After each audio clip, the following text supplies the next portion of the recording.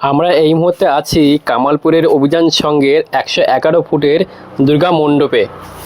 পুজোটা ফাইনালি হচ্ছে না, কেন হচ্ছে না তার পুরো ব্যাখ্যা আমরা পুজো কমিটির দাদার কাছ থেকে শুনে নেব। পারমিশনটা দেয়নি, যার কারণে আমরা প্রথমবার কোর্টে গেলাম পুলিশ পিকেটিং হওয়ার পরে। তো কোর্টে যাওয়ার পরে কোর্ট আবার কিন্তু প্রশাসনকে, জেলা শাসককে ডিসিশান নিতে বললো প্রথমবার।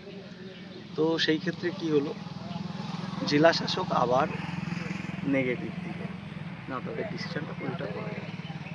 সেকেন্ডবার দেখো আবার আর একজনের জজ সাহেব তিনিও বললেন, রিকনসিডারের কথা বললেন, কিছু ক্ষেত্রে ধরুন স্ট্রাকচার থেকে দূরে রেখে যদি পুজোটা করা যায়, রাস্তাটাকে সচল রেখে যদি পুলিশ প্রশাসন করতে পারে, এই রিকনসিডারেশন করে যদি পুজোটা করা যায়, তার জন্য আবার জেলা শাসককে জজ সাহেব পাঠাবে। এবার দেখো আমরাও তো গ্রামের সাধারণ লোকজন, এখানে কোর্ট তো আমরা এই প্রথমেই গেলাম, তাও গেলাম ভেবেছিলাম কি সবাই এর আগেও দেখলাম কয়েকটা পুজোর পারমিশন পেয়ে গেছে হাইকোর্টে, কি হয়তো আমরাও পেয়ে যাবো, সেই আশাই গেছিলাম।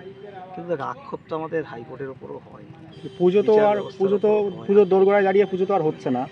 এই মুহূর্তে দেখো যখন দেখলাম কি আমরা দুটো টাইমই সেই একই জায়গায় পাঠানো হচ্ছে, আর দেখো কোর্টের খরচা তো কম নয়, সবাই জানে যে কোর্টে অতিরিক্ত পয়সা কত করে খরচ হচ্ছিল?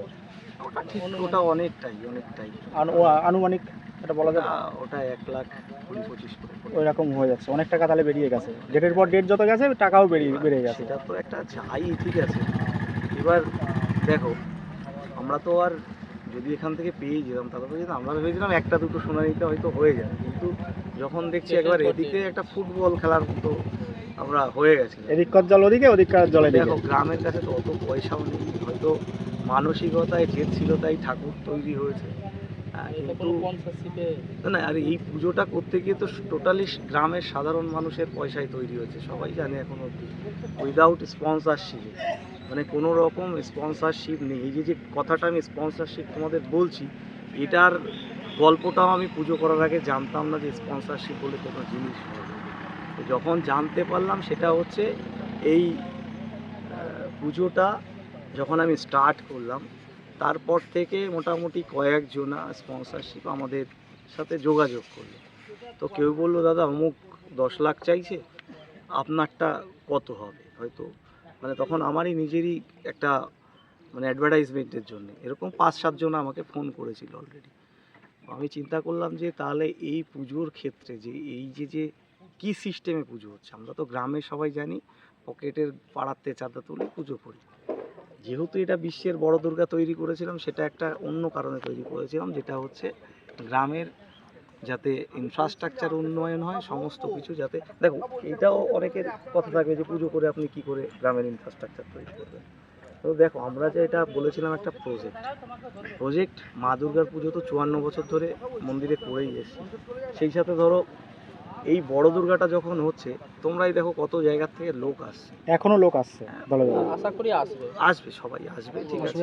হ্যাঁ, তো এই যে আসছে দেখো, এই যে গ্রামে তো লোকজন সাধারণত আসে না, বিভিন্ন এই যে অটো টোটোগুলো, এরা একটা রুজি রোজগারের জায়গা থাকছে, তাদের আশেপাশে 2-1টা দোকান হয়ে গেছে, তাদেরও একটা ইনকামের জায়গা, আর্নিং চলে আসছে। আর সবথেকে বড় ব্যাপার এই যে ঠাকুরটা করতে গিয়ে এই যে 6টা-7টা মাস এখানে যে কাজটা হয়েছে, হ্যাঁ, এই কাজটার জন্যে মোটামুটি তোমার আমার গ্রামের শিল্পীরাই কাজ করছিল। এই প্রজেক্টটা টোটালি তৈরি করেছিলাম আমি।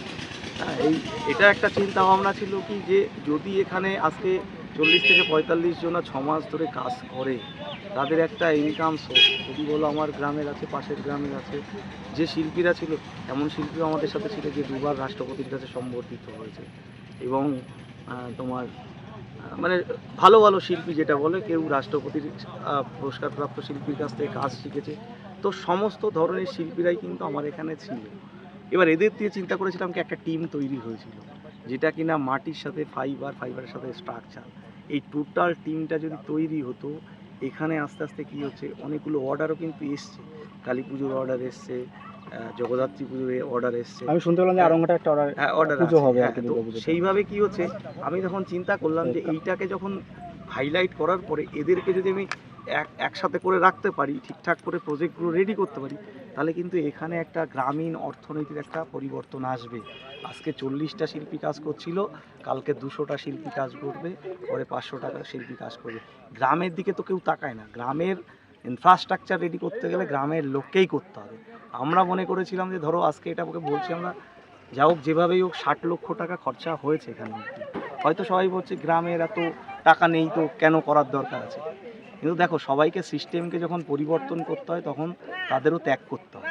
আমরা হয়তো এটা একটা কমপ্লিট করতে পারলাম না, কিন্তু আমরা যেটা চেষ্টা করেছিলাম আমাদের সর্বস্ব দিয়ে চেষ্টা করেছিলাম যে এইটা যদি আমরা করতে পারতাম, সত্যি কথা বলছি পুজোর পরে এই গ্রামের চেহারাটা অন্যরকম বদলাতো।